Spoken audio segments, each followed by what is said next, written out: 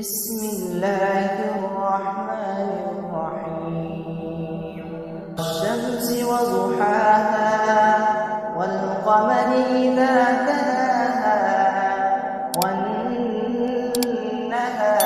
إذا جلاها والليل إذا يغشاها والسماء وما بناها والأرض وما طحاها ونفس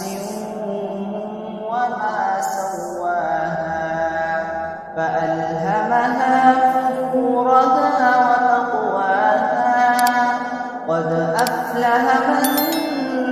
زكاها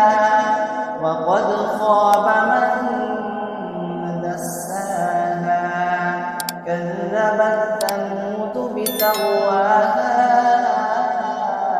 إذ انبعث أشقاها